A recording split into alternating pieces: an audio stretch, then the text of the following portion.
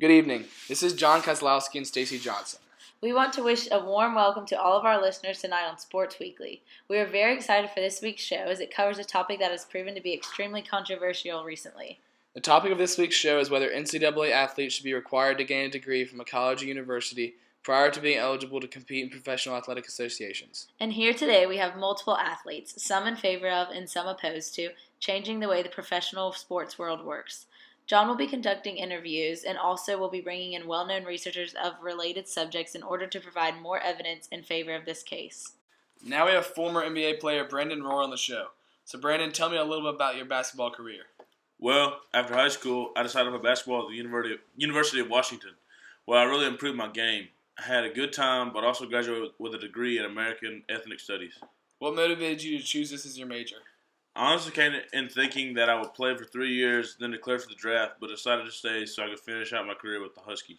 That was a really big decision and one that I'm sure you've been pleased with. Tell me about your injury. Well, it was between the 2008 season and the start of the 2011 season. I had many issues with my cartilage in my knees, and in 2011, I couldn't bear it any longer.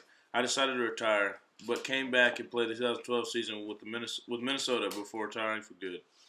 Given that your NBA career was cut short, how important was it that you earned your degree? Well, I honestly don't know where I will be without my degree. I certainly wouldn't be nearly as informed as I am today without it. Even though my career was cut short, I have been able to be smart with my finances due to the classes I took in college. What would a rule requiring athletes to get a degree before going professional mean to you? It would just be a step in the right direction. The professional leagues don't actually care about us. They just want us for the publicity. The better the young players do, the more money they make. If this rule was put in place, these young kids wouldn't get in the league and blow all their money and end up on the side of the road if they got injured. Well, Brendan, I want to thank you for your time with us today. Your opinion is sure to make a difference in the decision the NBA is making. I appreciate you having me on the show. Next up on the show, we have basketball star John Wall. John, welcome to the show. To start off, why don't you tell us a little about your basketball career? Well, for the first year, I played at the University of Kentucky. That's the only year that I had to play in college. After that, I was drafted first overall in the 2010 NBA draft by the Washington Wizards. And ever since then, that's just who I've been playing with. How'd you handle it being so young and getting into the league with all that money right away? Well, growing up, I didn't have no money, So, I mean, the signing bonus, as soon as I got it, I went all out.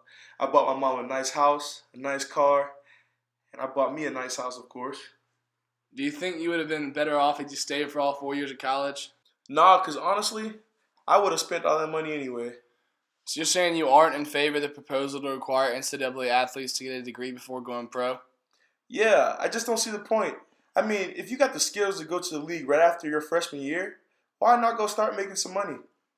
Well, obviously your mind was not fully developed and your maturity was not ready for the adult world because of your spending habits. I mean, whatever you say, I guess. That's just how I am, though. I spend money like that even if I was 50. We believe and would like to propose the idea that if you've completed your 4 years at Kentucky and gained your degree, that you would have been ready for the real world and able to hand decisions more wisely. I mean, you're probably right, but I mean, that's just how I am, man. Have I changed your mind? Do you wish you would have gotten your degree before competing at the professional level? Yeah, you changed my mind a little bit, I guess. So now we will go to Dr. Elliot Pellman, a well-noted neurologist, to talk about the physical and mental development of young athletes. Thanks for coming in, Dr. Pellman. Thanks for having me. So let's get to it. A lot of talented athletes feel the need to get to the professional level as fast as possible for fear of getting injured while still in college. What would you recommend to someone with this mindset? Well, going pro fast can help you pay the immediate bills, but it's not the best decision in the long run. A lot of people claim that athletes need to go to the pros as early as they can so that they don't get hurt in college, but in reality, they're a lot more likely to get hurt if they go pro at a young age.